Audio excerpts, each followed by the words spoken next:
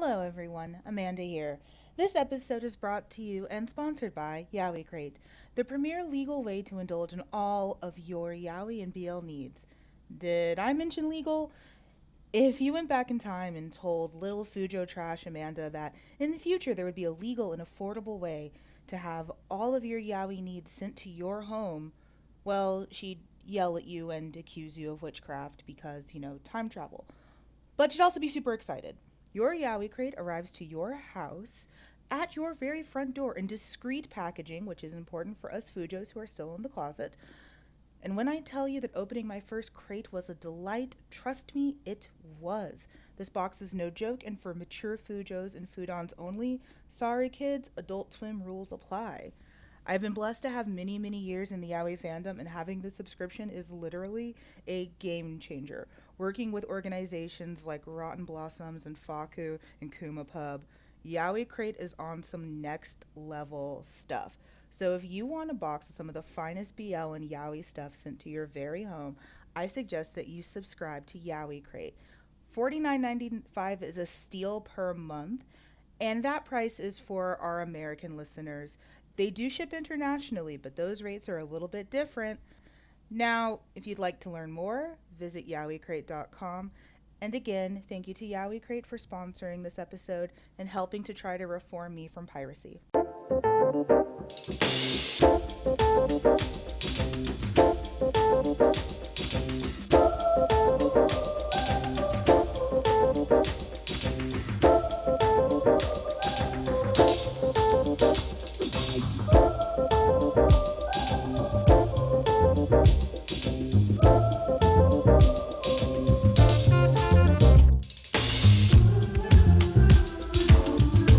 Welcome to the Yaoi Shelf.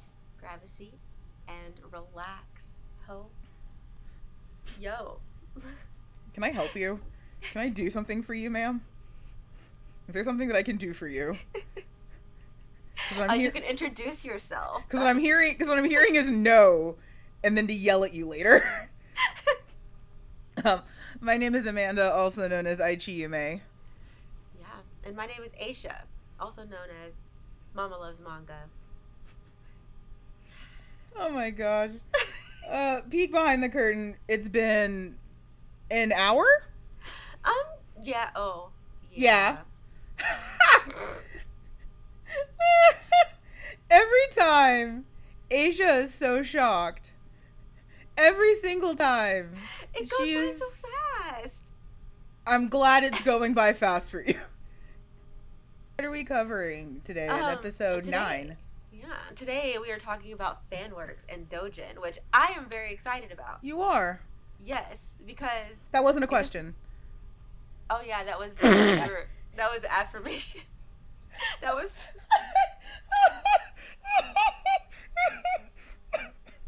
That wasn't a question.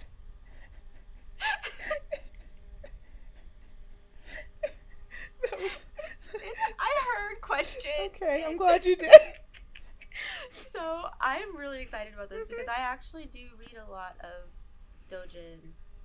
Surprise. Or I have been in the past, I don't know, getting close to a year, I guess, now that I've been reading Doujin, and I'm having so much fun doing it. Yeah, I think we have slightly different definitions of the word Doujin because some publishers, including one they have a very, very close relationship, has kind of changed the definition of the word Doujin, which is fine. It's just, at a certain point, it's sort of like that semi-immersive graphic novel experience we talked about, where it's like semantics, but like words do have meanings. Right. So I do think that the word Doujin gets thrown around too much for things that aren't necessarily Doujins. But we'll talk about that later. Yeah. This is something that actually is really, really interesting because I think, as we've highlighted in multiple episodes, I have been a smut peddler for many years. I got to grow up in that vanguard of fan culture back in the early days where a lot of the things that we're going to talk about today were very important.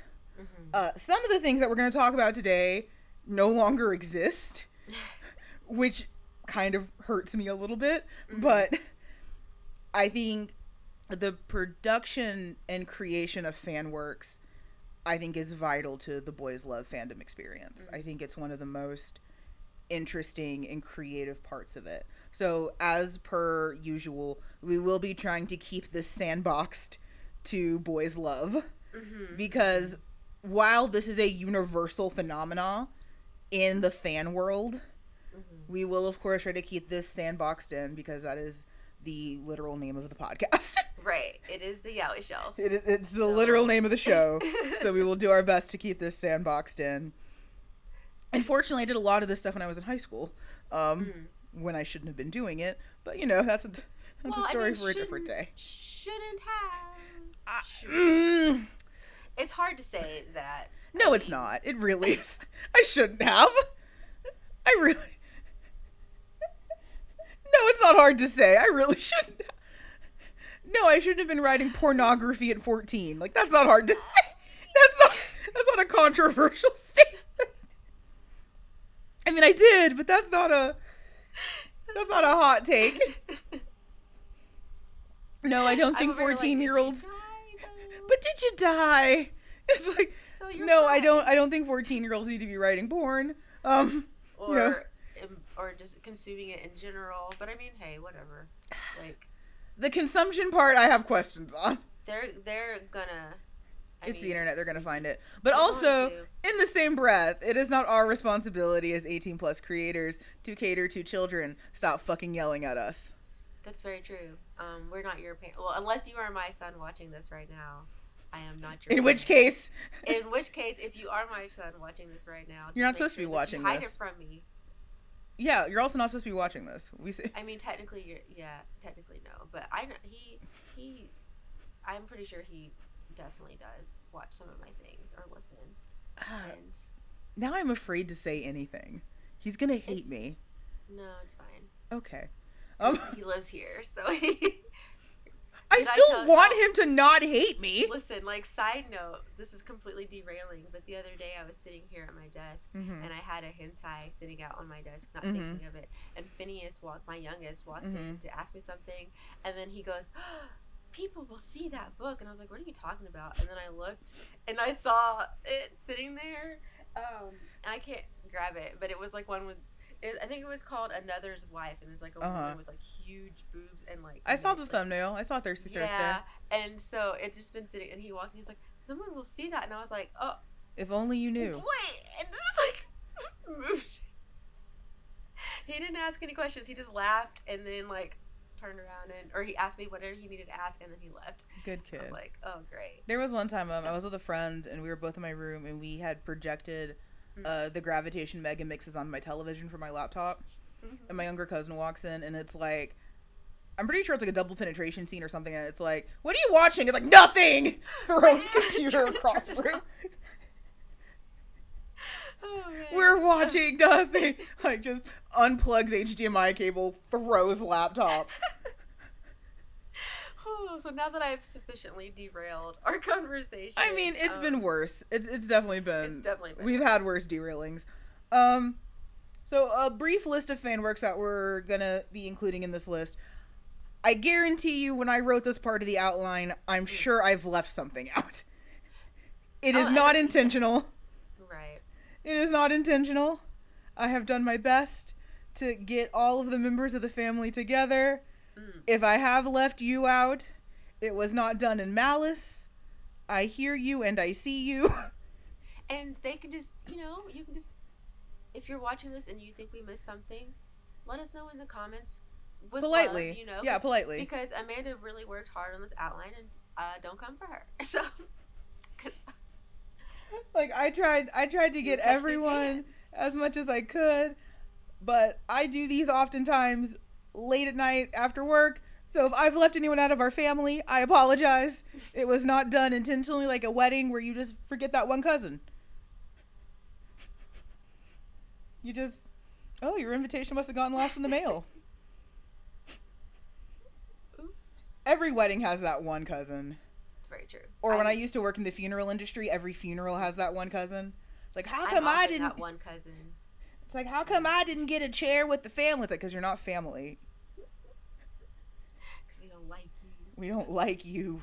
So the fan works that we're including in this list are fan art, fan fiction, podcast. Shockingly, this is technically a fan work. I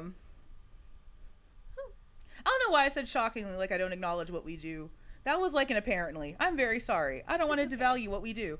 Fanzines, which I just got my first fanzine in the mail, and I love it.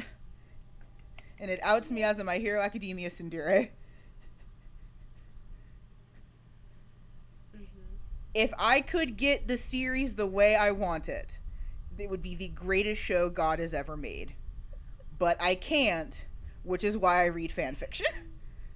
Fair. If I could get Cheers with the League of Villains, I will watch every episode religiously. But because I can't get that, I'm going to learn just enough to cosplay, and then I'm going back home. And I'm going to keep reading the smut, because the smut... Chef's kiss. Some of it. Some of it's actually really sketchy. Some of it's real suspicious. But a lot of the older creators who, like, cut their teeth on, like, Sasunaru stuff, because all the dynamics are the same in My Hero Academia. That was shady.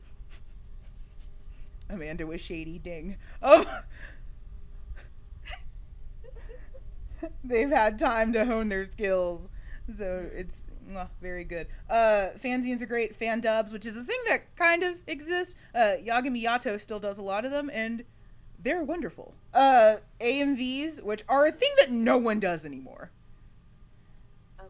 No one makes AMVs anymore. Hold on just a second. I'm sorry. Phineas is knocking on the door. Thank you for not ignoring your child. I appreciate it. Yeah.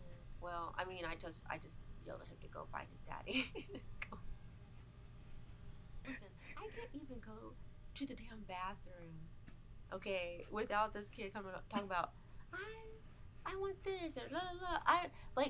I'm thirsty, and I'm like, boy, you have a cup, and we have refrigerator water. You can just go. You know how to do it, okay? Quit coming here asking me to do stuff that you could do. It's because he wants to. According to Super Nanny, it's because he wants to form secure attachment with you. Super Nanny can eat my ass. Don't say that about Super Nanny. Like, I hug him regularly, and I make sure that he's taken care of. He can get his own damn water, okay? He's trying to form secure attachment. You're gonna scar it. That's not what Super Nanny would do. Every day, all day. I'm here for him. That's not what Super Nanny would do. Super Nanny can suck my clit. That's what she can do. Oh, and so we stopped at AMVs, which are a thing that no one makes anymore. I guess because of like licensing, honestly. Like back in the day, back in the early days of YouTube copyright, it didn't exist. So you could just do anything. I occasionally still see them like pop up on YouTube. Yeah, but they're not good anymore. I don't watch them. Yeah, that's it. Like I still watch like the old ones that like I watched when I was younger. There is one that I should have added in here that kind of goes under fan cams, which is a bridge series. We don't get a ton of a bridge series in Boys Love. You have seen some like humor comedy dubs for some Boys Love. Gravitation has a lot of them just because of like how exaggerated all the faces were in the Gravitation anime. But like your fan cams, your fan dubs, like your abridged series, just like anything that's manipulating the main work. So that is the general umbrella of fan works that we're talking about. And again, if I left anyone out of the family, it's not because I'm intentionally trying to leave you out. It's because I'm tired. That's fair. No one will come for you. I don't believe that. I don't believe that at all. Look at my face. People who are listening can't see my face. Yeah, people but who you are can hear my voice. People who are listening only. Oh my gosh. So who can make a fan work? The good news is, yeah, literally fucking anyone. Literally anyone. Technically except for the creator, but that gets lumped into doujins, which we're not at yet. Professional artist, amateur artist, mangaka of different series, mangaka of the same series, literally can do fan works. One of my favorite things is watching other mangaka draw their friends' characters. Yes, I like seeing that in like I the love margins that. and stuff of certain series. Like it'll be like, oh, so and so sensei drew this in their style. Yeah. And it's just like I love seeing We got a that. lot It's of that so for cute. Clamp back in the day because like a lot of the Clamp artists were so famous and they had all these connections and friends. So it's like, oh, look at, I drew Sailor Moon. It's like, yay! I think it's cute. I do think that's really cute. I think though, it's that they super do that. fun, and a lot of the Yeah. a lot of the boys love mangaka in Japan like know each other. Like, it's a very very close sorority. Mm. The male mangaka artists don't talk to the women. Mostly because I think that they're approaching it from very different perspectives, Yeah. which is as polite as I'll put it. Oh, Mm-hmm. because I'm sure that there's more crass ways to word that, but let's just say that they're coming at this from two different sides of the same line. So a lot of the female mangaka will draw each other's characters and stuff. It's actually super super fun, and I like it a lot. What makes a fan work different is that typically it's how the work is distributed. So an official work is going to be probably licensed or shared directly through a creator. A fan work is typically distributed either indie or free entirely. Okay. There's a reason why fan fiction is posted on like AO3 or Tumblr, rest in peace, Mhm. or Wattpad if you hate yourself. Right.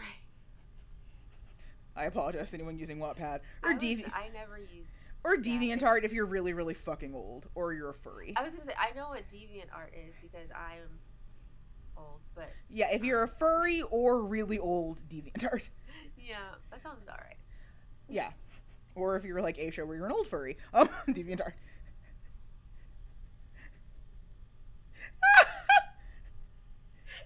I got it this time. Listen. This time I called you old. Listen, don't do me. How dare you say something that is exactly the truth to me? Oh man, because I really did. Oh man, I didn't put anything up because I'm not talented, but I definitely did go to DeviantArt to look at I definitely used to post. anthropomorphic. Okay, I'll tell you how old I was. I used to post my fanfic on Quizzilla before J.K. Rowling had that site shut down, and Anne Rice did too because there was too much gay of wizards and vampires. It still just boggles my mind that Anne Rice didn't like a girl. Of course, your vampires were gay. The fuck, Like, she wrote them so gay and then got upset when we made them gay. I mean, to be fair, many of them are bi or pan. Many of them are fictional. That as well. All of them are fictional, actually. To me, they are real. Basic. Did you go on the tour in New Orleans? Did you go on the walking tour? No, actually, no. We didn't. I didn't. Whenever I went, I did not do Okay. that. But we did go to her house and like stand outside of it and take pictures. And like, hi! Just. She wasn't there. I'm glad, because for some reason I just imagine her being like how the Grinch Stole Christmas is like, and Anne Rice stood up there hating the Who's, just like a little like clawed finger like pulling down a blind like, those damn whores And are I'm outside. out there, like, Yeah, just everyone's outside like, yay! Just a clawed spindly finger. They're outside again. A lot of the fanfic sites tend to come and go. Again, like I mentioned, getting my start on Quizzilla, which is a site that no longer exists. Oh, right. or I think yeah. it does exist, but like it's definitely not what it used to be. Yeah, it's like defunct, I guess. Well, it also like I don't know how Quizzilla became the place for porn, because it Did was it? See, I only knew Quizzilla as the for quiz, quizzes. Yeah, thing. Yeah, And no, I never, it absolutely became. But the I was place for- older too, and I didn't really like. So I was younger. I was in that vanguard that turned it into a porn site. I don't know how it happened. I think it's because we figured out how to trick the algorithm. Interesting. Because we could structure our fanfics like quizzes, Mm-hmm. and then it still got published as no question. Oh. Yeah, so as long as you structured it like a quiz, you could publish anything. Yo, that is That's when I tell, ingenuity. oh my god, I got red for this during one of my panels, but I mean it. Like, back in the day, you could not be a casual fan. It did not Right. exist. You were either in or you were out. And I say that with love, because I do think that there's a place for casual fandom, and I respect my friends and fans that are casual, but like, well, I don't think you're that casual. I preface it. I don't think you're that casual. I'm like on the casual spectrum. That's fair. But like, you could not be a casual back in the day. Being a fan was too involved. You were up all hours of the night watching anime. You had to rip and torrent shit. You had to go to like 15 stores to find merch, or like use that one friend who was military in Japan. Like, you did not have the option to be casual. Yeah, and you're also probably young and have no responsibilities and could actually spend time doing all of that. Cause, okay, well, I mean, rude. I was that's like, not a drag. But okay, rude. I was 13 and processing a lot of trauma and grief. So like, for me, it's not that I didn't have things to do. I had school and a family that didn't like me watching weird Asian porn. So I had things to do. Thank you. I wasn't just like a horny, like, forest child living out with like manga. That wasn't what I was doing. With your yeah, it wasn't. No, your, like manga under. Right, like I wasn't like fucking Mike, Lou, and Og, where I was like living like in some deserted island with like fucking manga panels. That, like, what the? No, like I had things to do. I was a student. I was fucking light Yagami. It's like I'm an honor student. I guess I should change it to say, like, when I got into like the fan stuff. Yes. I was literally like a mom. Sure. Like, okay. Yeah. Like that's baby yes. I did not have that responsibility because I clearly wasn't having sex based on the way I was writing sex. Right. Based on the way that I was writing sex back then, I obviously wasn't having any sex. Just obviously was not having any. Woo. Just. You just had a flashback. I have every fan fiction I ever wrote. I haven't gotten rid of any of it. I'm still waiting to be able to read it. So this is you waiting for me to die? Yes. Because that's the only way you're it from me. I mean, it can happen. Listen. Are you going to murder me for my fan? Don't. Have you don't threatened? my mouth. Are you going to murder me for the smut I wrote when I was 12? You can just commission new smut. I'm better at it. I know what sex is now. I didn't when I was 12. Jesus Christ. Most fan works aren't licensed or published officially. That does not mean that they can never be published. As mentioned, I just got a fanzine. Basically means that you can just indie press this shit or go to your local Kinko's. Because I've seen that. Just, like, in the early days of conventions. Yeah, you just go to the fucking Kinko's and staple your book together. So, not that these things are never published. They're just not usually published through a publishing house. Right. So, I actually loved getting my fanzine. It was very much worth the wait. Mm-hmm. So, indie or small presses will compile stuff together, or again, like, they'll just do it out of pocket. Also, see our episode on webcomics, where, again, it's seeing that subversion of the mainstream of, like, well, if you're not going to do this, I'm just going to go down to Office Depot and print out a bunch of copies of this. Right, yeah. And I'm saying that, you know, pejoratively. I know that, like, printing is more complicated than that, obviously. Yes. Obviously, I know printing is much more complicated than that. Right. But sometimes it does just feel like I'm just going to have to go to fucking Office Depot. Ask no questions. Yes, I want this bound. Like, no, don't read it. Please don't even flip through it. Oh my god, there are some great stories of like fanfic artists and stuff. Mm-hmm. Like, say, like, going to publishers and it's like, oh yeah, can you print this like art book? And it's like, this is a lot of naked men. This is just. See, that would excite me. I'm fucking weird. No. I think whenever you have to do it professionally, it's not as exciting. It's kind of mortifying most of the time.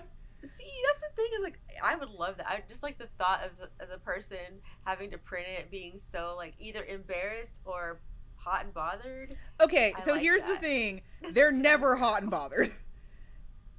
It is a literal inconvenience for the person at the FedEx office Okay, well then to if have it's to an print your inconvenience, dicks. that's not fun. Yeah, like they have to print out your dicks. They're not having a good time. This is Well, an. if This I is. worked at Kinko's, You'd have a I good would time. have a great time. Yeah, I'd be but like I "Ooh, guarantee you, the 50-year-old man at Office Depot does not want to see this. He didn't ask for this. He in doesn't that want to case, be it's here. less fun, 'cause Thank you. Consent is important. Not Even just when you consent, are- but like he doesn't want to do this. Oh my god. So, what is a doujin? Short for doujinshi. A doujin is usually a secondary fan-made manga. Now, this is where again we have to be careful with the term doujinshi because some creators and artists will say that basically just like any smutty book is a doujin. Interesting. Okay. And not false, but also not accurate. I guess like my perception of what a doujin is is a story that is not, it's not been printed or released in the traditional route. So like it's not going through Viz or Seven Seas or whoever. It's pretty much like the artist makes it and then they distribute it. And I thought like typically you would go, like you said before, you have to go to conventions or like in Japan they have like special There's like entire that. bookshops of doujins. Yeah. Yeah. So, and that's typically more of closely aligned to what it means.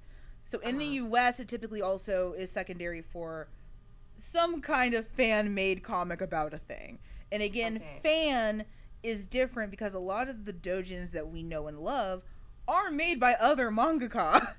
They just might be less famous, but it's like, oh, hey, here's this other like up-and-coming artist who did a Naruto one-shot or doujin because they were feeling themselves.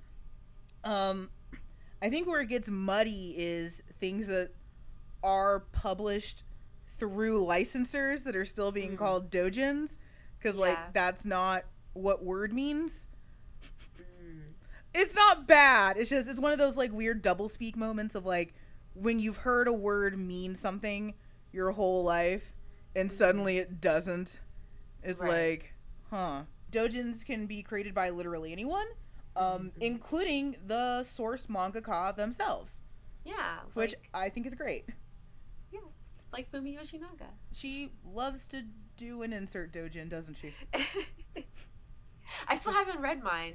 I think you should. I need to. Maki Murakami did it with Gravitation, and Fusanosuke Sensei did it with Maiden Rose. There's actually a bunch of Maiden Rose doujins that are aggressively very cute. Oh. Some of them are less cute, but most of them are actually quite cute. Yeah. I mean, while we're talking about famous mangaka doing doujin, I mean, let's talk about the fact that Clamp's entire list is basically doujin. Well, and Clamp, that's how they started. Clamp does something that I think is fascinating, which is Clamp loves fan works in theory. Because, so, Code Geass has these titles called Knight and Prince. And in those, you will actually find some doujins. Because it's other creators, drawing based off of pairings and, like, writing. But it's Knight and Queen, sorry. Knight and Queen. Knight is the boys' love, like, 4-coma / parody. Queen is the female. So, none of these pairings are official, of course. But if you look at Code Geass, all of them make sense. Because Clamp loves to queerbait you. But if you ascribe any actual meaning to it, or if you press them too hard on any of it, they get very upset.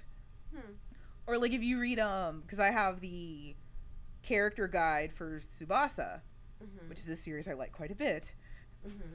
And, like, consistently, year after year, Kurogane and Fi are, like, top pairing. Mm-hmm. And one of the comments underneath, because, you know, they have to comment on it, it's like, we do love that all of you feel this way. That seems pretty straightforward. No, it doesn't. I don't know. I mean, It's like, we're so glad that it's basically a you are entitled to your wrong opinion. I don't know. I might disagree because, like, I don't know. I think they really do. I think. Then why won't they canonize any of it? Well, I'm not trying to be an apologist. I wish you would. But to be fair, like, Kurogane and Fi, they don't end up with anyone. Like, well, yeah, but like that's not the point. And like, romance isn't their main like thing. Like, I feel like. Yes. Yukito and Toya? Okay, they are canon. They are canon in some stories. They are definitely canon where it counts. But not everywhere. Your love is accepted in some places. The fact that they are, like, because they are canon in Cardcaptor, Sakura, and even in Tsubasa, like, they're still together. Like, they're always together. Like, in every storyline, they're always a couple. That doesn't mean anything. You have to canonize things. It means everything. Okay. Oh my god. The context is so, like, it's so strong. But that's a fangirl thing. We don't have canon for. Like, I read too much of their thing. I will fight you on this. I agree with you. I know they're married. Clamp won't say they're married. They are a couple. I agree with you. I know that they're married. Clamp won't say it. So, the one thing I like about Cardcaptor Sakura is they get to be together. Yes. The purest version of a doujin typically, though, is a fan comic made by a fan creator. Again, though that fan creator can be a professional or a semi-professional mangaka, and is distributed through alternative means. At the heart of the word doujin is distributed through alternative means. Right. Yeah. So, again, because it's not just the one company we've been discussing in Veils. A few artists will say, like, oh, this is my doujin. Like, this is just a printout of your comic. That's not a doujin. That's just a graphic novel, which is fine, but a doujin, this is not. Interesting. Right. So, like, it's one of those things that, like, it has such a strong connotation to fans of a certain age that I think that when some people try to use it and they use it incorrectly, it can kind of have, like, a visceral reaction. It's like, that's not what word means, but okay, I can't tell you that you're wrong. Yeah. It's like, that's not, because there was a smut artist that I follow on Twitter who's like, oh, I'm publishing my first doujin. I'm like, oh, like, are you, like, doing a fan work of someone else? And it's like, oh, it's just a book of a thing that I already did. Like, that's not a doujin. It's just a graphic novel. That's literally just a graphic novel. Yeah. It's just a printing of your comic. That is not a doujinshi. Okay. I think I'm getting what you. I think I'm starting to understand the connotation then. Right. So, like, from what your definition, it is a fan work. So, like, it's like our version of fan fiction. Yes. I used air quotes if you're just listening. Not just that it's fan fiction. It's typically a fan work or secondary work to a main series. So, like... Okay. But the distribution is through alternative means. Okay. So, that's typically the big part of doujin, is that non-traditional publishing. And then the other aspect of it being either a fan work or almost more like an omake, where, like, it's kind of dumb, doesn't make sense, and, like, it doesn't really fit in main story, but like we want this here for some reason. Right. It's like we want this here because we feel like it. Typically they tend to be a little bit more self-indulgent. So like if you look at like a lot of the ones, like the ones that I list particularly are ones that are very self-indulgent. Like the Gravitation mega mixes and remixes are just entirely wish fulfillment for Maki Murakami. Like they have really no place in the mainline story. You do technically need that information because it helps understand the characters a little bit more, but your reading of Gravitation can be complete without it. Right. It's just, I wanted to do this. And actually a lot of her notes in the doujins are very much like, I just wanted to see these characters fuck. Like, okay. Right. And I'm like, and what are you going to say? Like, she created the series. Like, what are you going... I'm not going to tell Maki Murakami she's wrong. So... So it's like, it's not just printing the thing you already did.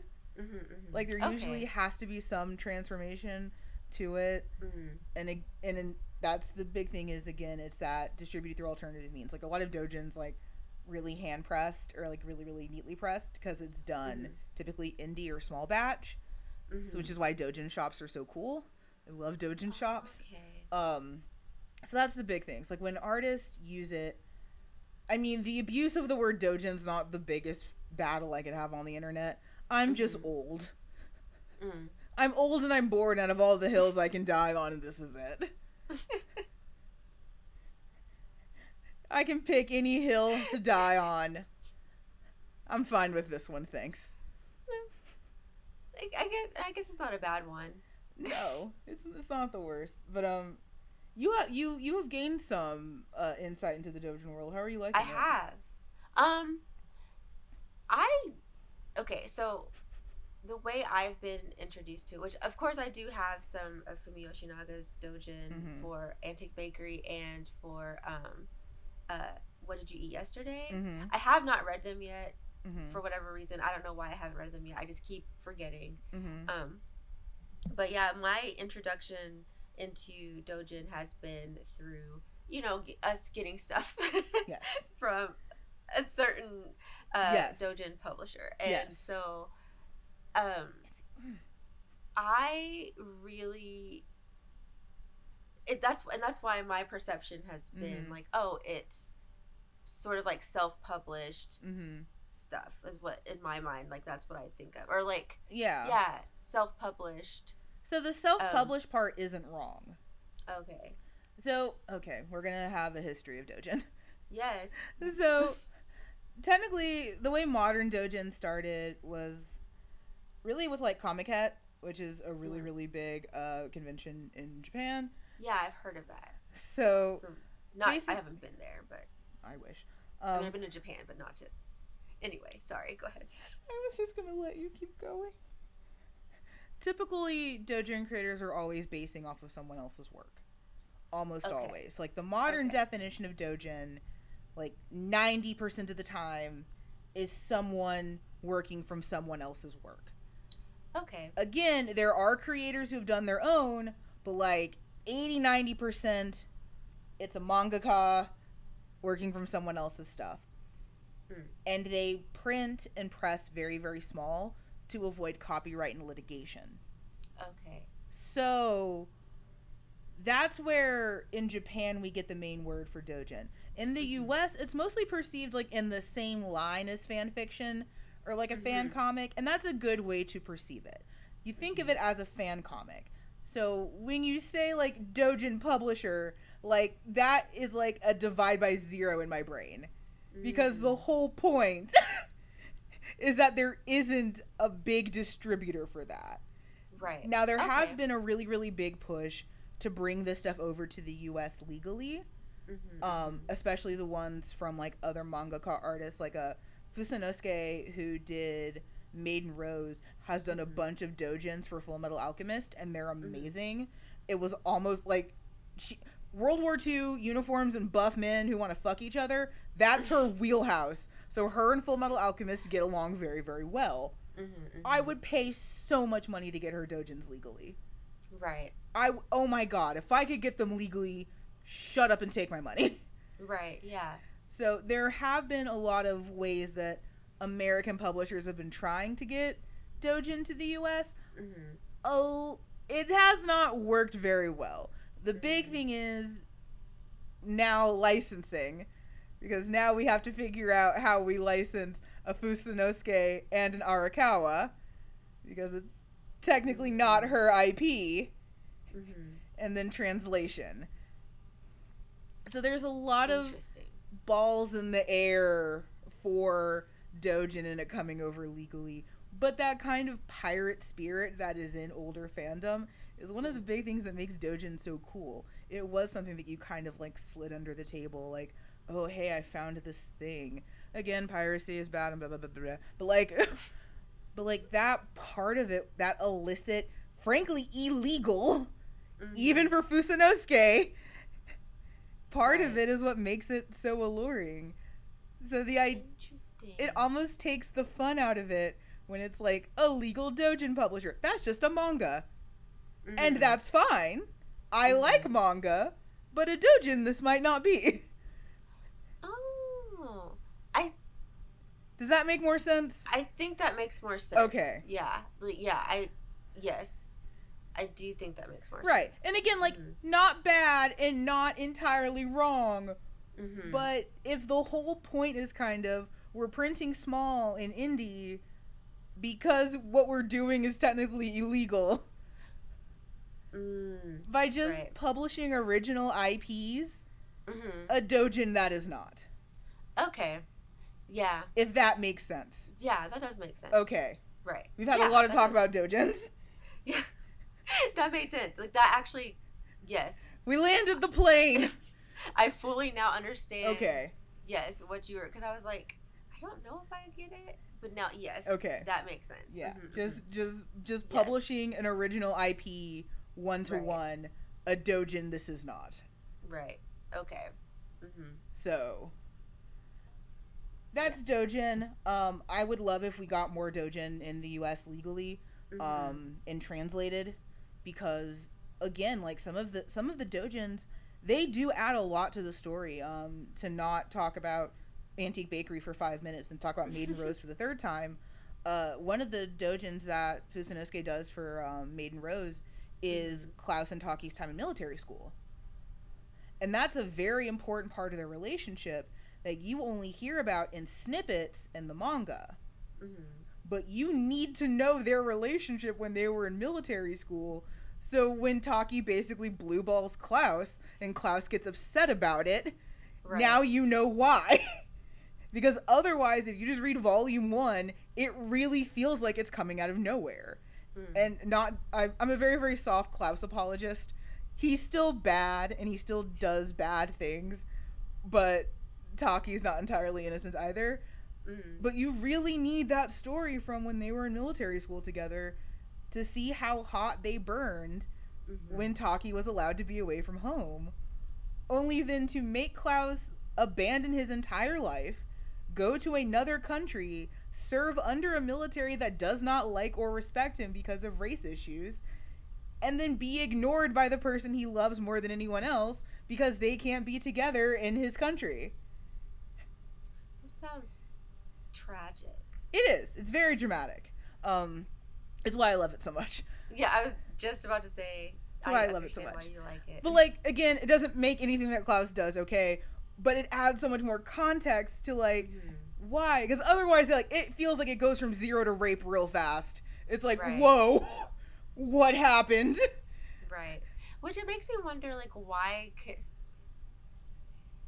sometimes I do wonder, like, why couldn't the mangaka just put certain things in there so then they don't have to make a whole separate doujin? So writer to write things. So here's a writer speaking. Writing is hard. Yeah. It's just hard. And sometimes you don't have those answers when you're doing it. Okay. So like, I have a really, really long, which is technically a doujin for Gravitation, that I started when I was in high school. I am just now answering questions that I started 10, 15 years ago. Because now I have the clarity of mind, and now the characters have been through enough, And now I've matured enough as a writer to finally start answering some of those questions. But sometimes you just drop a mystery box and it's just there. Fair enough. Like, there's, like, it's just, that's the only answer. Writing is hard. That's why not everyone does it. Like, it's just hard. And sometimes you don't have space within your narrative. There's actually probably a reason why it was cut from the original narrative, because it gave away the ghost. So again, like, you do need it for the main story, but in hindsight, it's a much cooler read. Like, oh, that's why. Yeah. I still need the main context of the story. But now I know when Klaus is saying all these things about when we were back in school, now I understand what he's talking about. Sort of like the Antique Bakery Doujin. You need to get through Antique Bakery before you get to that Doujin. So no, she couldn't have just tacked that in on... She couldn't have just had an epilogue episode. No, like... just add another car to the train. No, you can't do that. Or, oh my god, the best example of that is Gravitation, where there's volumes, 10 plus, of the mega mixes and the remixes of just expository information that you are never getting in the mainline series. And it completely rewrites your reading of Gravitation. It's a complete reading if you never get it. But if you do, it completely reframes the entire series. So, yeah, it isn't as simple as, why couldn't you just say that here? Right. Because I couldn't. Like, that's why. Because I love writer interviews, and I love when people ask me, like, my process. It's like, why did you make this decision? I have no idea. I don't know. I just did. It just happened. Like, what inspired you to make this line? Probably Dr. Pepper and not sleeping. It's like, there's no the mythology around writing is so amazing to me. It's like, oh, you know, the writer, they just sit in their little room and they flitter away tippy-typey. No, a lot of it is just, like, angry masturbation, crying, and then, like, feverishly ejaculating words onto a Google Doc. And, like, a fit of feverish mania. Sounds... It's not elegant. So fun. I'm exhausted all the time. I'm so tired all and the time. Yet you still do. I mean, I say that as someone who still takes ballet classes after... Right, like, yeah. Like, it's tearing up her feet. But, right, like, it's killing me, but I'm not going to stop. Yeah, because I love it. So, yeah, I guess... Right, like, it's any... You know. Right, like, you're going to do... What was that? Black Swan. That movie that everyone had too much fun watching. I never saw it. Do you just... Oh, I was about to say, like, do you not see movies? I know the answer to that question. You don't. Yeah, I'm not a huge movie... I was going to say, and then I remembered. No, you don't. Yeah, I don't. It's very... Like, if I'm watching a movie, I'm either being forced to watch it...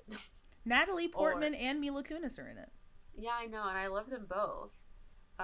I would like to see it, I think. It's weird. Yeah. I think everyone thinks they know what it means, only to find out they don't know what it means. I feel like it's like one of those movies, because I'm pretty sure it's a Darren Aronofsky, and he's like king director of, you think you know what this is, and you actually have no idea. Which is fair. So as we talk about artists destroying themselves, why fan work? Why can't you just not? So actually, I got into this with someone about, like, fan fiction, because I write fan fiction. It's like, well, why do you do that? Isn't what the writer wrote enough? How come you think you can do it better? And I just casually said, because I know I can. My dick is bigger than yours. Like, it's like, how do you have the nerve to think that you're better than J.K. Rowling? Well, firstly, I'm not a TERF, so I'm already better. There's that. Secondly, And she's just awful. Yeah.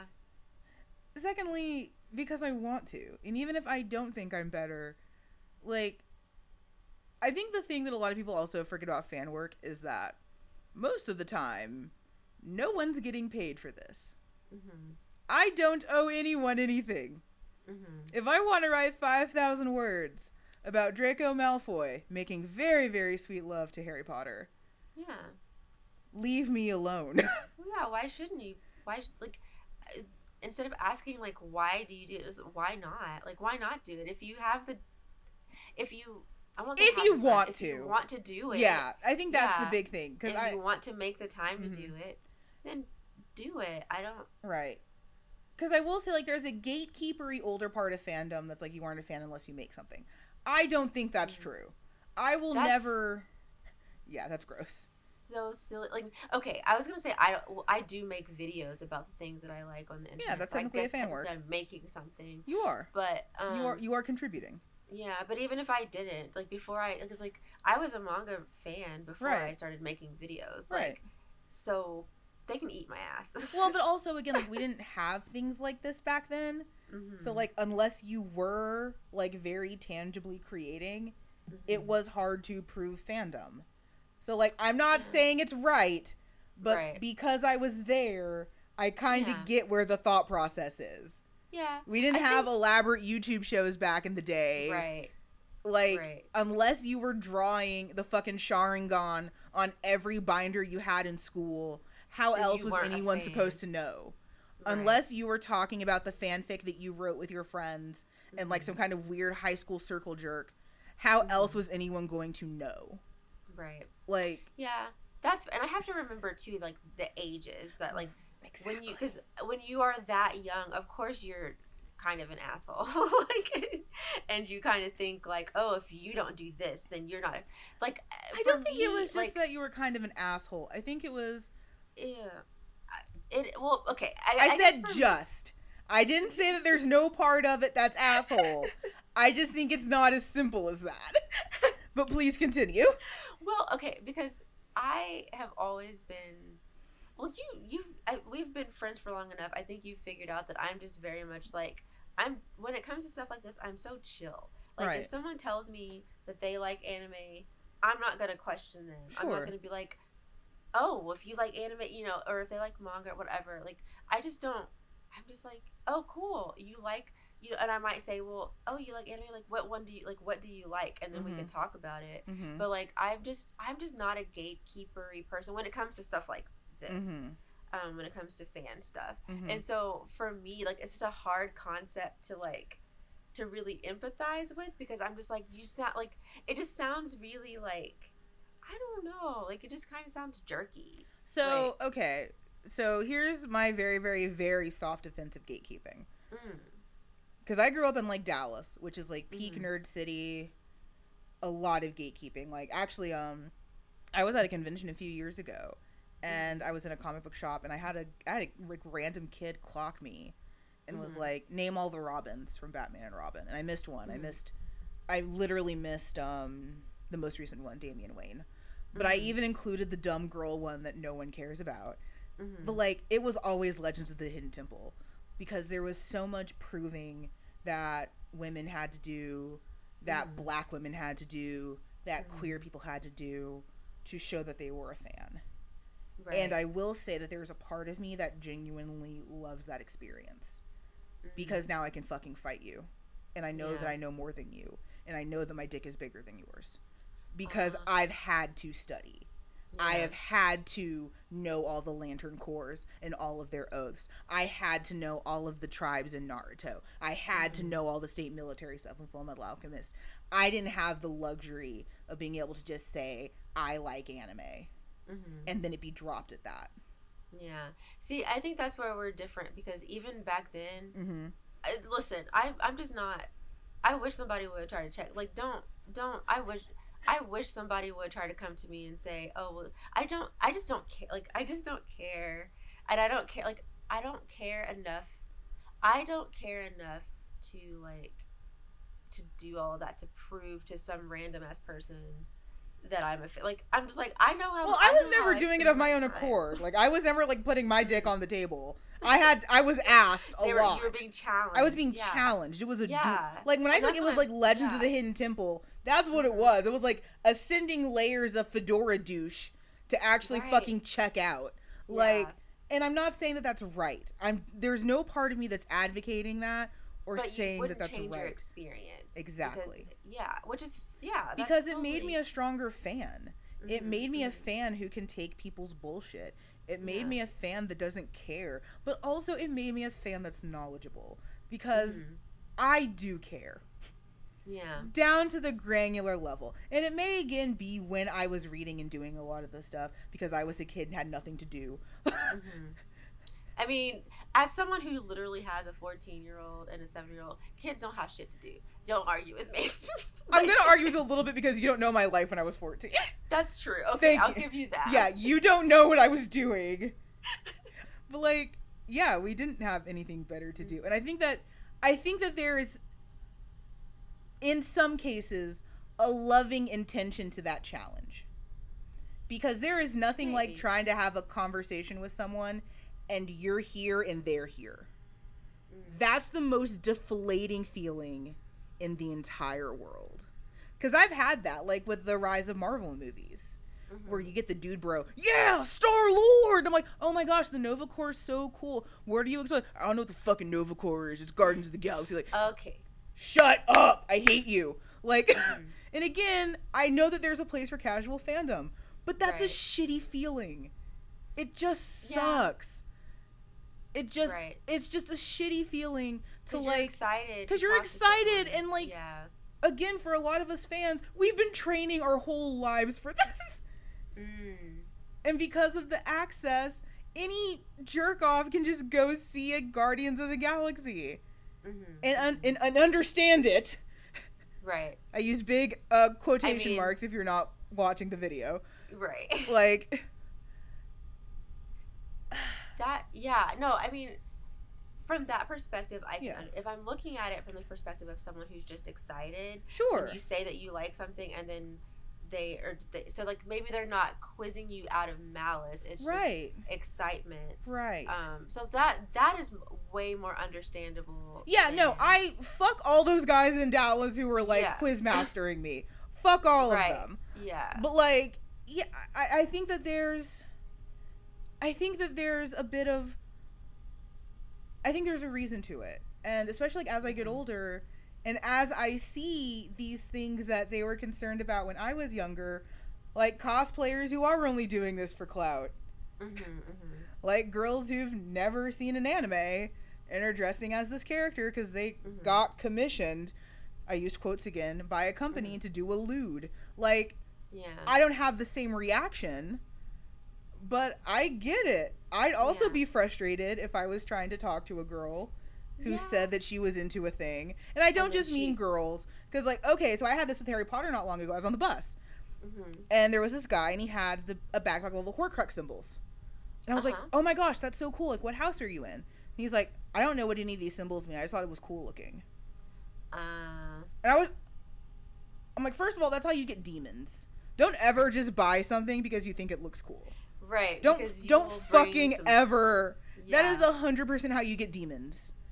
Don't really ever go into like a secondhand store. Oh, I just bought this box because it looks cool. That's how you get demons. It has like engravings and stuff on it. Right. Like it has like engravings and weird markings. Like, you know the Horcrux symbol from Harry Potter. Right. It was covered in that. That's how you get demons.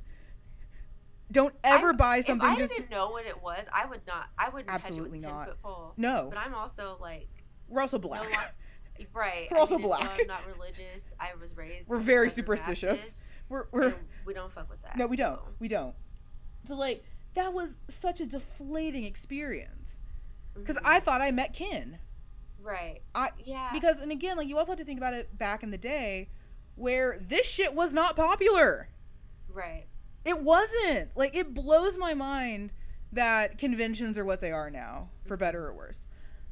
Like it just wasn't like that. So I think it's rooted in something that is real. It's to abate that disappointment because it sucks. Now, what it became was an excuse to be a misogynist and a racist and a homophobe and a transphobe, and that can go fuck itself right off. Right. But I think it's genuinely rooted in, I'm just trying to figure out who my family is. Right. And that makes a lot of sense. And I will say, I have an added, like, for me, I think an added layer for my how I interact with things is that, like, I'm used to being alone in fandom, if that makes sense. I've never been alone. Like, I'm used to, because, like, I grew up, for one, again, we're black. We are. You know, so this is white people shit. A black family where the stuff that I was, like, which I didn't find out about manga until I was an adult, but, like, I was into stuff that, like, nobody else in my family was, you know, into. Kids at school, like, and I was in, like, this weird position to where, like, I mean, in high school, I was a cheerleader, but I was also into, like, nerdy stuff, but, like, the nerds didn't want to, like, this is going to sound so weird. Nerds were too afraid to... Because you were a cheerleader. Talk to me because I was a cheerleader, and they thought, like, they had all these beliefs about how I was going to treat them or whatever. And then, like, the popular people, the cheerleaders, if I wanted to stay in good with them, they couldn't know that I was like a nerd. So I had to, like, kind of toe. You were living a double life. Line. Yeah, so I was, like, always on my own with my fandom. And I had the opposite experience in high school. I got to be Prince Nerd. I was president of the anime club. I was on the debate team. I got to be King Nerd, and I made a reputation of being King Nerd. So I had a following. I had a flock. I had people that were into the same thing that I was. I've never been alone in fandom. Right. So yeah, like, so you're used to, for me though, like, even in college, like, even when I got to college, I was president in college. I did find some people that were into what I mean, like, well, I found Matt, honestly, like, and then, like, I had, like, a small group of people, but even at the college that I first went to, like, again, it's small, it was a rural town, you know, and a rural college town where people just weren't, like, there just weren't a whole lot of people, you know, so I was always kind of alone. And then when I found manga, I was newly married, new mom, didn't leave the house really, and so, like, I had, you know, again, I was alone, so I'm used to being alone in fandom, so the whole, like, idea of this big fandom thing is so foreign to me, and, like, so the idea of having to prove myself is foreign to me, because I've never had to, because I was always alone. Does that make sense? Yeah, it makes sense. It makes complete sense. Like, yeah, the idea of being alone to me makes no sense, because I've never had that. I've never, I think, like, as an adult, this is the most alone I've been in fandom, but even then, like, all of my friends are still fans, and we still have discourse, and then I panel, and I go to conventions, so, like, this might be, like, the most alone I've been. So, again, like, I think the gatekeeping part is rooted in something. I think where it went is bad, and I hate it, and fuck that shit. But I think it's rooted in, I'm just trying to find my family.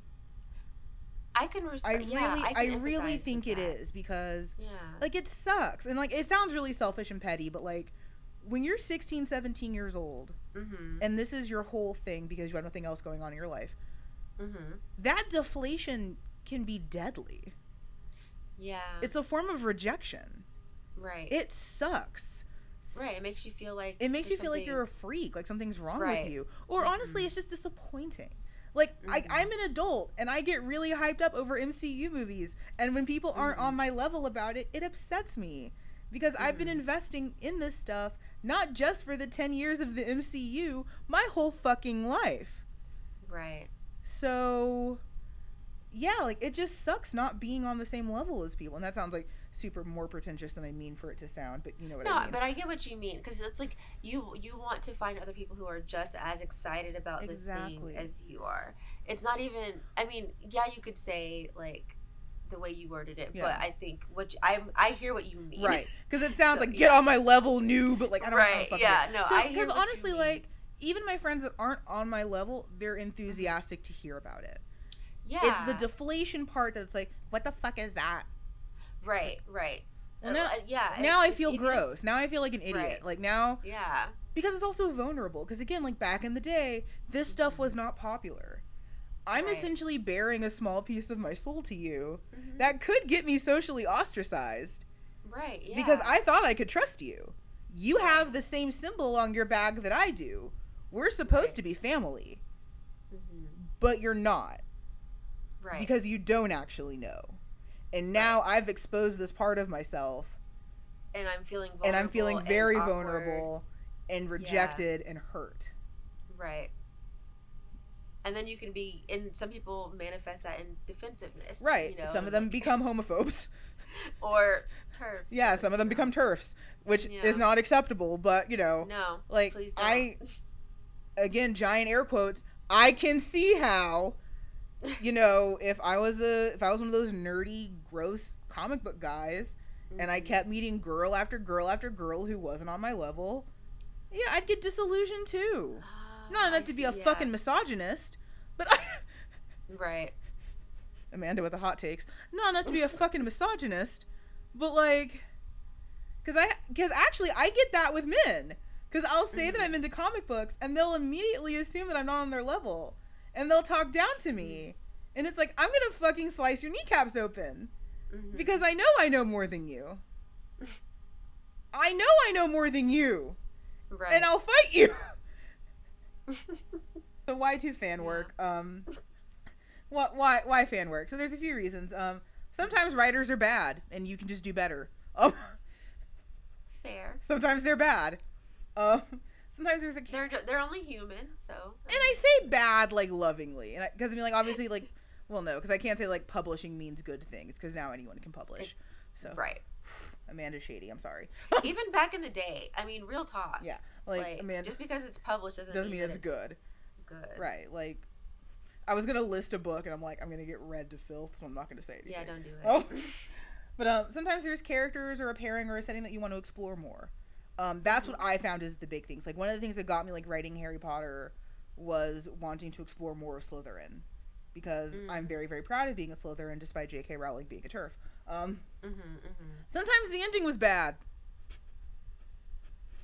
Yeah. And you have every right to be mad about that. Sometimes you just want to. One of the biggest things that I always say is I write for revenge. Because there's a character that I feel was wronged, or an aspect of like that world that I feel was wronged. And it's like, I'm going to do this better. Because you did them dirty, and I don't like that. Or to just escape. I think that's one of the biggest things, because again, like, did this when I was young and had nothing to do. It was really just escapism. My life was shitty back then. Right. But you know what wasn't shitty? Inuyasha's Forest. Yeah. Or it was shitty in a different way. Like, the state military in Full Metal Alchemist wasn't shitty. Whatever weird high school that Light Yagami and Death Note goes to, that wasn't as shitty. Like, at the end of the day, a lot of fan work was about escapism. And it was about control.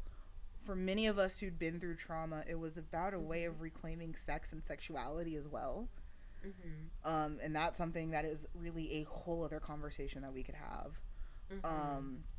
Was this kind of like reconquista of sex and sexuality and gender orientation. But at the heart of it is escapism. And as I got back to writing fanfic, because I stopped for a little while, and even now as I'm publishing fanfic again, I forgot how cool that escapism was. Because it always just felt like work. Like, especially as I got older, it always just felt like work. It felt like an obligation. Yeah. Like it was something that it was something that I had to drain. It was something that I had to like expend from my body. But it's not. Like, at the end of the day, it's a beautiful escapism, and I think that you shouldn't ignore that part. So how do I, listener, get started doing a fan work if you want to? I literally did make an allusion to The Sound of Music because that's the kind of person I am. Just do it. And if you don't want to, literally no one's making you. Because I will say, this is not for everyone. And I don't think that there is a casual fan work life sometimes. Yeah, I mean, sometimes. Well, because even with if we're considering like what I do fan work, the videos and all, like me, I'm like, oh, I just want to. This is just a hobby. I just want it to be casual. And then 2 seconds later, oh my god, let's do all of these things. So, right. I mean, I get your text messages. I know. I'm there. I get your messages. I've been called out not just by you, but also my other podcast host, because I was like, we're only doing this once a month, and we're only gonna do. And then like 2 days later, it's like, oh my gosh, Katie. No, I'm gonna drag the fuck out of you. So Aisha, when I prostrated in front of her and presented this, one of the things that we always said was that this would be like casual and low key. Aisha will message me at all hours of the Christian day. Do you want to go live this weekend? It's like, I have things to do. I have a job. It's like, just for the person who screamed at me, this is just a hobby. I just want to keep this casual. I just want to keep this low key. Aisha is the first one to hop on my dick and demand that we do something. Yeah. And I love her for it, but it's I don't even know why I'm like I literally be like, I don't want to do anything, and then do everything. And then text me 5 messages of things that you want to do. And then complains when I say, okay, I'll make time to do it. Well, no, I don't want to. This is just a hobby. And then I do it anyway. And then you do it anyways, but then you complain afterwards. Even though it was your idea, and I made time for it. And then it's like, I just wanted this to be low key. Like, okay. Drag me. It's like, okay. I don't think that there's an easy way to be casual with this. No, because it's and I fun. say that lovingly. Yeah. But I don't want anyone to get in over their heads. True. Because here's another big thing with fan work is that if you are sharing, the internet is full of assholes. Ooh. Now, I'm very lucky that I have not received a great deal of scrutiny on my work Mm-hmm. because I don't suck. Little. I've also been doing this for like 20 years. I hope I don't suck by now. I've also been doing this since I was a literal child. Right. I hope with this many years of experience, I don't suck. But sometimes people are dicks. And sometimes rightfully. Because, again, like, I think that you only get better with criticism. Mm-hmm. And I have to be careful with how I say this. Mm-hmm. If you can't handle that, I would recommend not tiptoeing into this world. And I will caveat by saying, no one likes unhelpful critiques. Well, sure. Yeah, there's no one likes that. Yeah, don't be rude, like, for no reason. I mean, it's the internet. Yeah. But fortunately for me, most of the comments I've received on my published work as of now has been positive. Mm-hmm. And I'm thankful for it. I wouldn't mind a negative critique. Tell me what I can do better. Yeah. Tell me if this is pejorative. Tell me if I'm tropey as fuck. Tell me if I'm too out of character. Mm. I can ignore you. Right, yeah. But if someone has a valid critique of what I did, please tell me. Yeah. Now, I admit, I get a lot of very unhelpful critiques as a panelist. Yeah. But just because I don't get paid for it doesn't mean that I'm above scrutiny. Right. I would say for me, the only time, specifically for, like, my YouTube stuff, the only time, which, I will be honest, like, I don't typically get a whole lot of, I don't really get, like, I mostly get positive comments. Right, let's say, like, who's coming for you? Yeah, no one's coming for me, but, like, I have had people, like, kind of make comments about, let's say, like, what was it? Oh, one time, because, like, you know, I deal with my camera kind of, like, it takes a long time sometimes to get back into focus. People have commented on that, and my first thought was, like, bitch, you want to buy me a new camera then? Like, because I'm sorry, but, like, that's a big, like, when people start critiquing, like, the equipment that I'm using, or whatever, like, that irritates me, because I'm like, do you know how much money it cost? Like, do you know how, like, honestly, like, I remember when we first started doing this podcast, like, how, like, heated sensitive you would get. I and, do like, get, and yeah. again, no, I get it. It's a soft spot for me just because and that's fair. I know how much money goes into like people just act like it's so easy. Like they're like, oh, you need a better mic, and I'm like, do you have better mic money? Right. Like, I get really well, and like, and there's that. another aspect of this that I think is fascinating because I had this with my other podcast hosts. At the end of our first year, we did a retrospective episode, and like I just pulled questions from like a website, like like typical interview questions, and one of them was like, what was your biggest failure?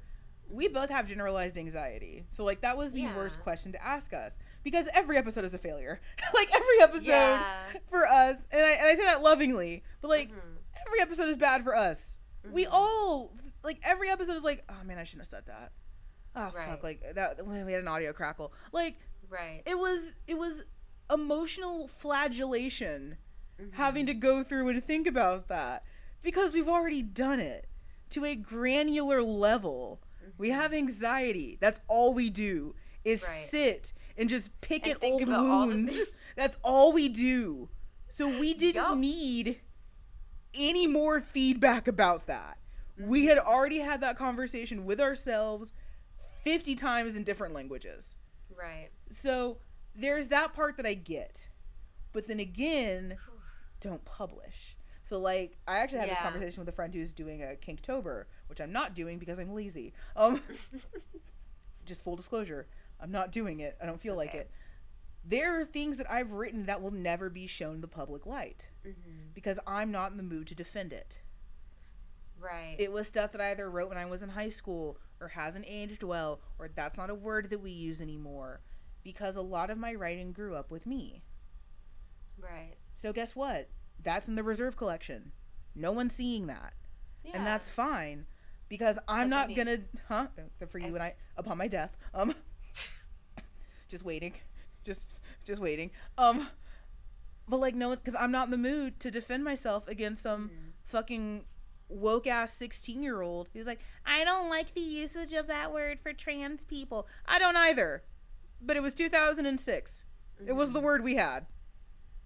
Right. We had no other word. It's not an excuse, it's just a reality. Figure out what medium works best for you.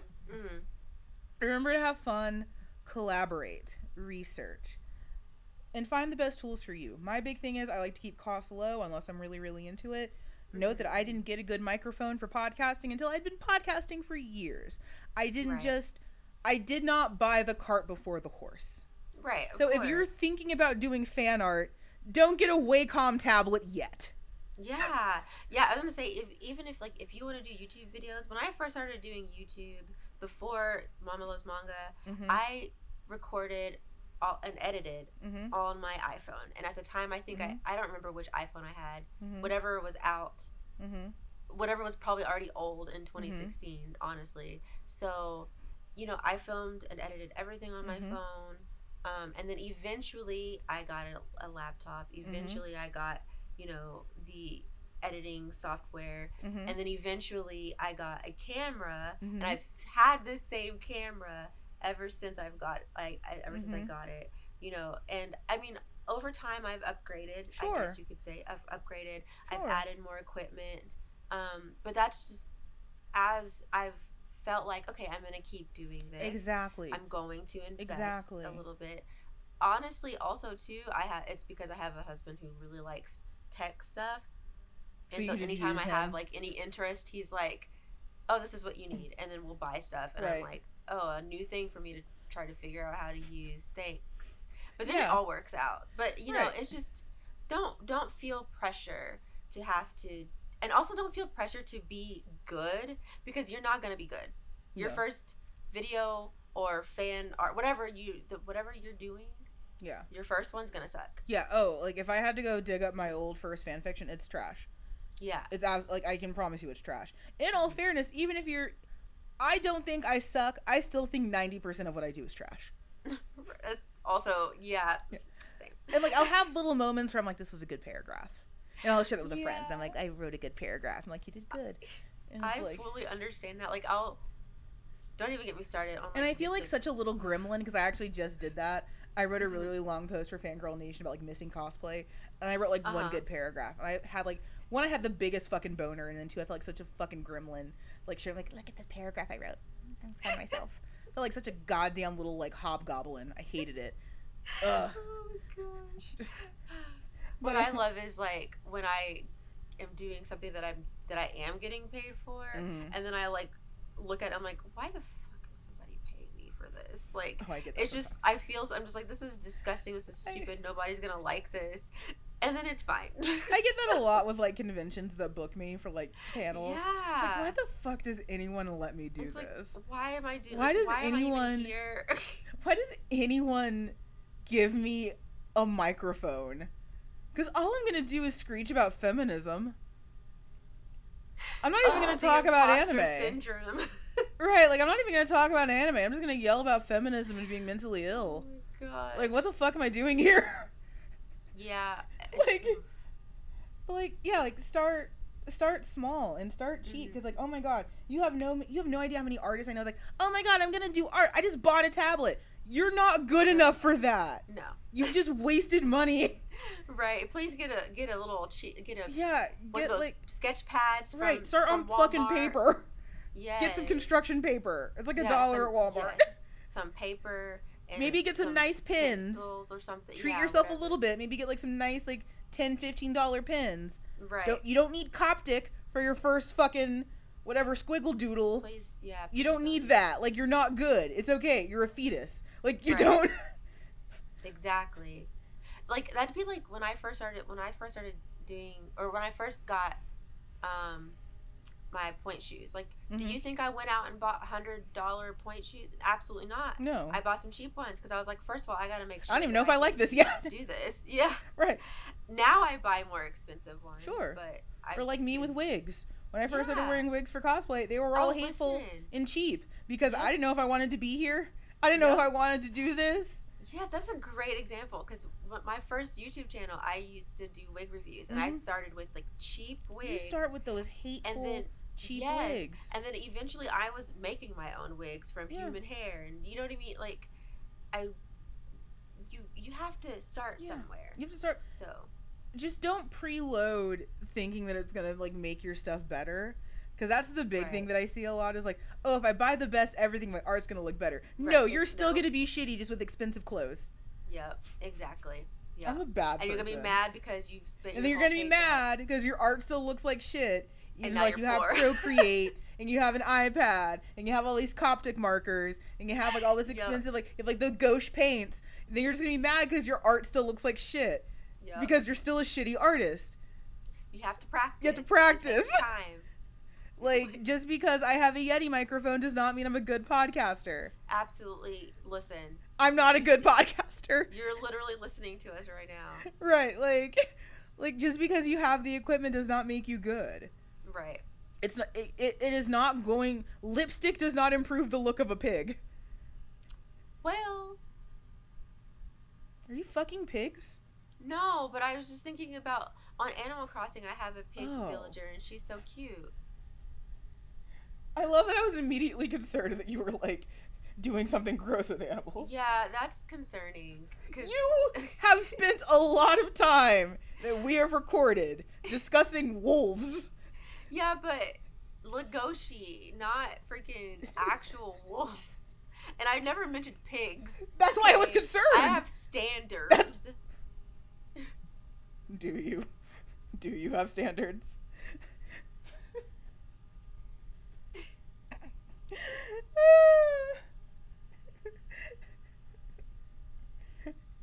Standards, who is she? Does she go here? Oh, that was a fun conversation about fan works and doujins. Bless you. Excuse me. Thank you. I barely coughed. Yay. I get to do a breathing treatment after this. Oh yeah, and you did talk, like we've talked a lot for like what 3 hours now. So yeah, it's been 3 hours. You're gonna definitely need a breathing treatment. I made some tea before I recorded. I had my California pizza kitchen for lunch, which was great. I have dessert in the fridge. I sound like one of those like semi-abused white housewives, where they like squirrel away food. It's like, I'm gonna treat myself, and it's like 9 o'clock at night, and they're like in the dark, hunched over, like eating like the driest piece of cake. Did it get too real? Did it get too I mean, real? I'm neither abused nor white. But you do that? I do be in the kitchen like it's just 10 p.m. Like not even 10 p.m. Like 9, like 2 a.m. I'm like, I'm hungry. It just feels like, you remember gargoyles where they're just like scavenging for food in the night with like their claws? That's just what it always. That's me.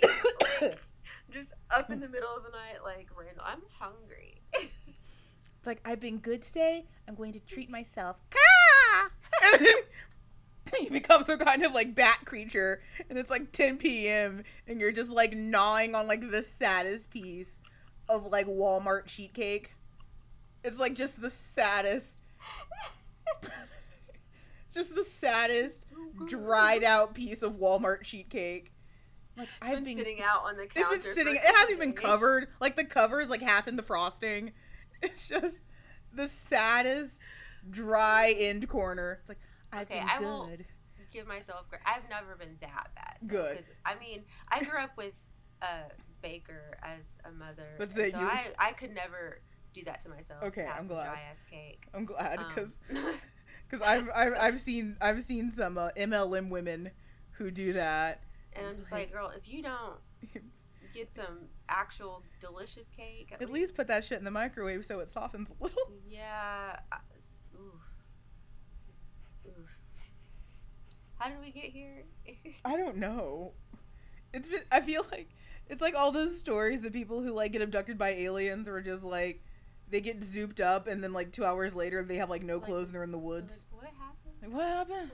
Where am I? Mean, real talk, like after we were done recording, I never remember what I've said until I go back to you could edit. not.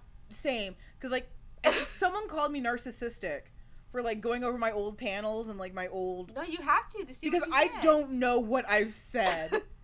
I genuinely black out. I could not.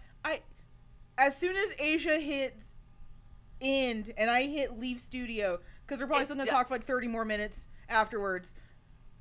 It's done. I'm gonna be sitting on my nebulizer playing Pokemon. Like, what the fuck was I doing for 3 hours? I'm gonna go eat, and then like I won't think about it until it's time for me to start. Right, until you have to edit, oh, which is why like I get all these text messages like, I can't believe we fucking said that.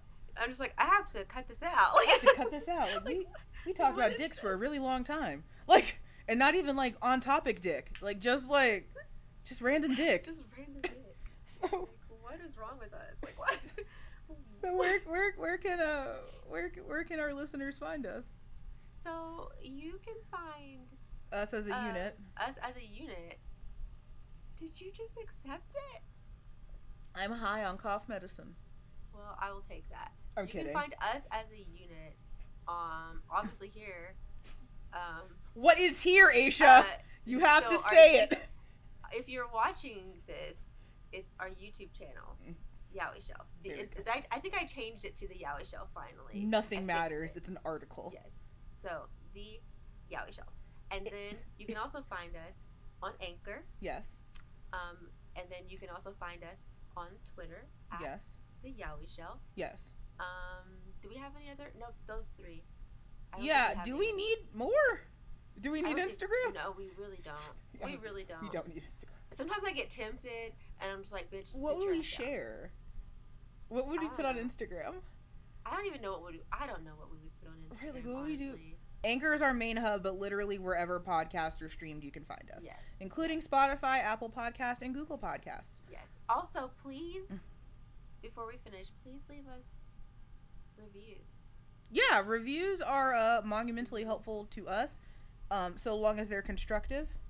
I mean, I guess, you know what? Honestly, if you want to tell us that you hate us, that's fine too. Because we will read it out loud and we will drag you in a live stream. And we'll just laugh.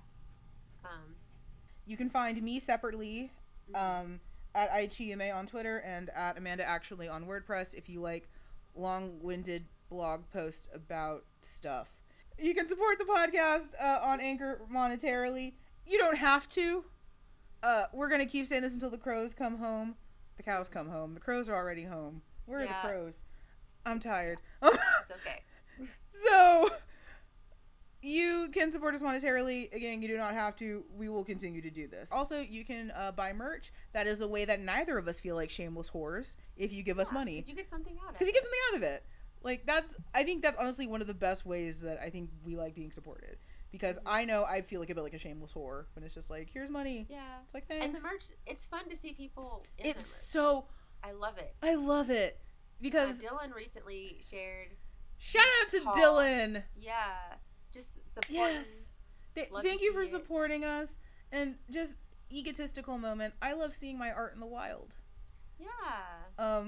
So those are some ways that you can support us. Also, just not being a dick is nice. It costs $0 to retweet. So just, engage. If you see us on a live stream, come by, hang out. We're definitely not talking about yaoi. We try. No, we don't. Don't lie to our listeners. Don't lie to them. What are we covering next week? Or next month? Do you want to end the year by talking about misogyny and why we still hate on fujoshis?